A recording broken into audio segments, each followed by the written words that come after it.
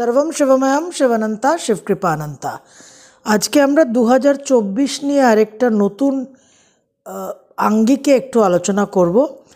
2024-এর যে স্যাটার্নের প্রভাব, ধার্মিক প্রিন্সিপালের প্রভাব, সেটা নিয়ে বিস্তারিত আপনাদের সঙ্গে আলোচনা করেছি। এখন 2024-এর 22শে জানুয়ারি অযোধ্যায় যে রাম মন্দিরের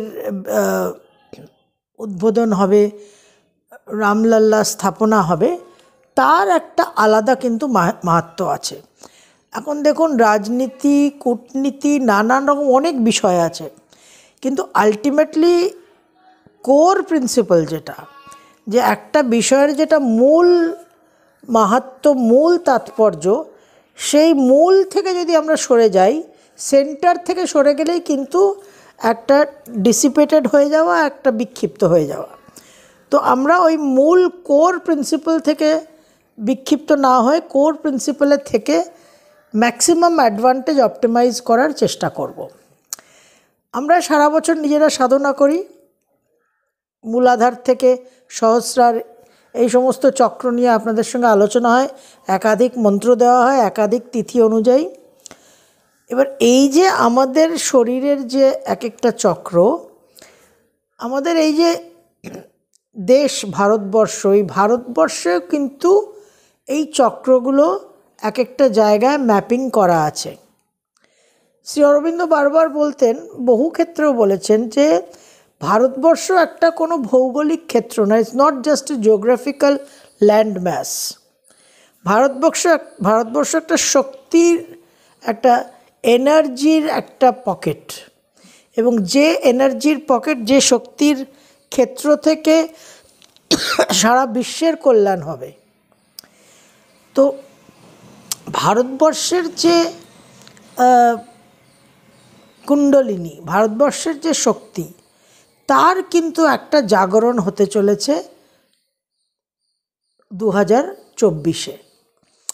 তো ভারত মাতার যে কুণ্ডলিনী শক্তি, তার যে জাগরণ, অ্যাওয়েকেনিংটা হবে, সেই অ্যাওয়েকেনিংয়ের সঙ্গে, সেই জাগরণের সঙ্গে আমরা আমাদের ব্যক্তিগত সাধনাকে যদি অ্যালাইন করতে পারি, যারা আমরা 2020 থেকে রেগুলার বেসিসে সাধনা করে আসছি, তাদের জন্য অবশ্যই 2024-এর এই কন্টিনিউয়েশনে অ্যাডভান্টেজটা অনেক বেশি। যারা পরে শুরু করেছেন বা এখনও করেননি, এবার শুরু করবেন, তারাও কিন্তু এই অ্যাডভান্টেজটা নিতে পারেন।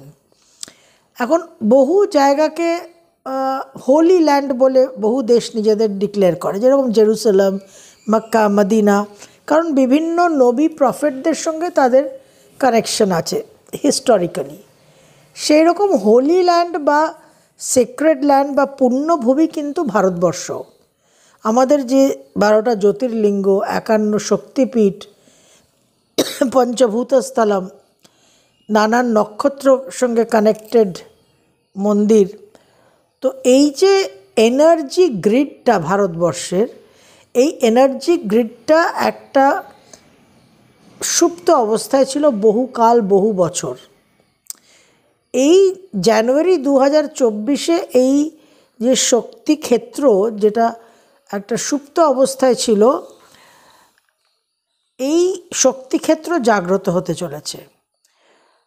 বহু মঠ পীঠ নানানভাবে নিজেদের মতো করে এই 22শে জানুয়ারি অযোধ্যার অনুষ্ঠানের সঙ্গে তালে তাল মিলিয়ে নিজেদের মতো করে কিছু না কিছু অনুষ্ঠান, উপাচার ইত্যাদি, পূজা বন্দনা করবেন। একটা বিশেষ মঠ পীঠের একটা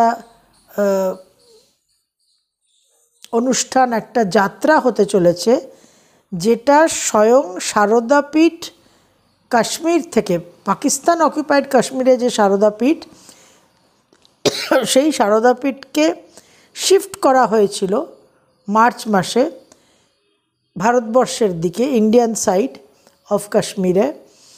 এবং এই যে গ্রিড লাইনটা শিফট হয় এনার্জির, তারপরে ওই মঠের, ওই বিশেষ যে মঠ পীঠের কথা উল্লেখ করলাম, সেই মঠ, সেই পীঠের যারা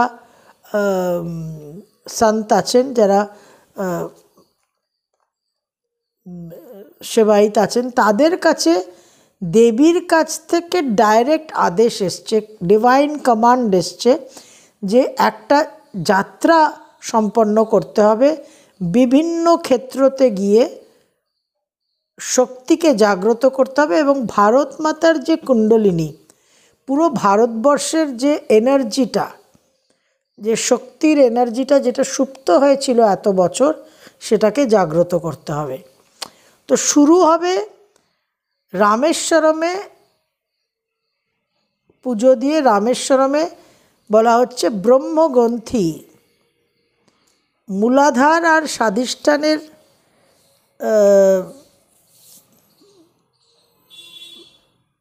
ক্ষেত্র, ওই এলাকাটাতে প্রথম গ্রন্থি হচ্ছে ব্রহ্মগ্রন্থি, যেটা গুরু ভেদন করেন।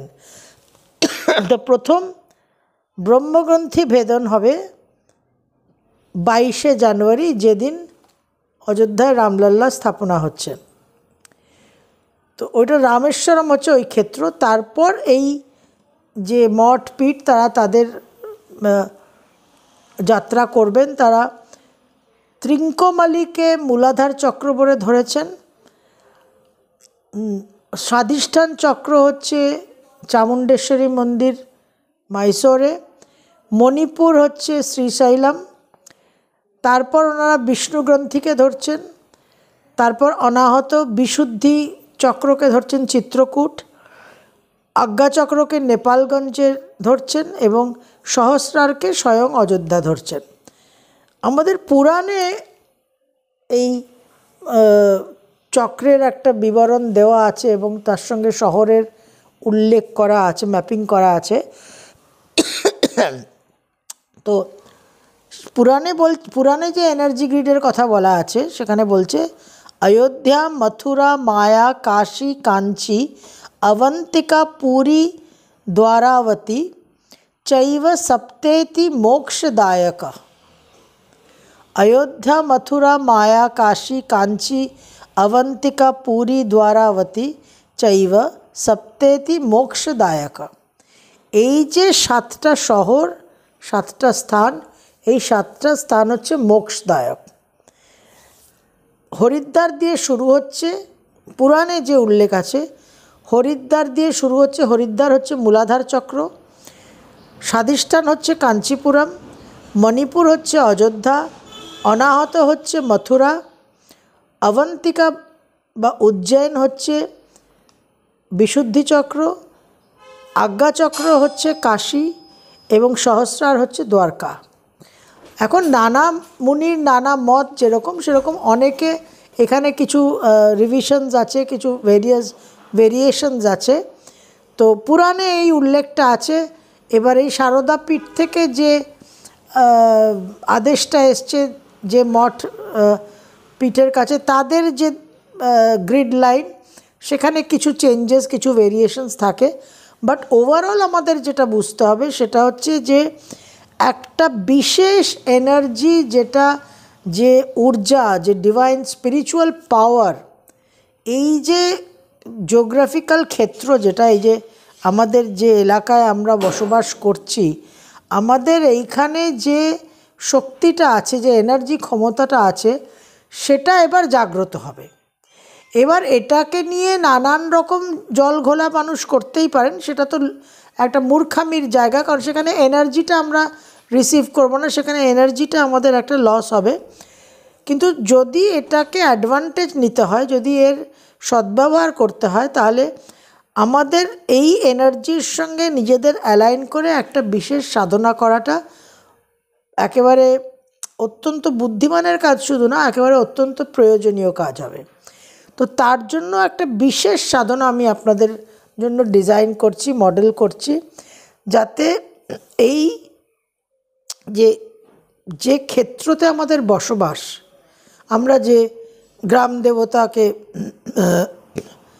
জাগ্রত করি, নমন করি প্রতিদিন, ক্ষেত্রপালকে নমন করি, গ্রাম দেবতাকে, স্থান দেবতাকে। তো এই যে গ্রাম, স্থান, ক্ষেত্র, এই গ্রাম, স্থান, ক্ষেত্র সার্বিকভাবে যে ভারতবর্ষের যে জিওগ্রাফিক্যাল ভৌগোলিক যে অবস্থান, সেখানে প্রতিটা কণায় কিন্তু এভরি ইঞ্চ, প্রতিটা জায়গায় কিন্তু এই শক্তিটা জাগ্রত হবে। তো তার জন্য একটা বিশেষ মন্ত্র সাধনা আমরা করব। সেই মন্ত্র সাধনার ডিটেলটা আপনাদের আগামী ভিডিওতে জানাবো। তবে একটা প্রস্তুতি দরকার, এবং 2024 যে শনির তাৎপর্য, 2024-এ যে ধার্মিক প্রিন্সিপালকে আপহোল্ড করার বিষয়, তার সঙ্গে এই যে শক্তিস্থল পুরো আমাদের অবস্থানের, আমাদের দেশের যে শক্তিটা জাগ্রত হবে, সেটা কিন্তু বিশেষভাবে পুরো কনভার্জেন্স।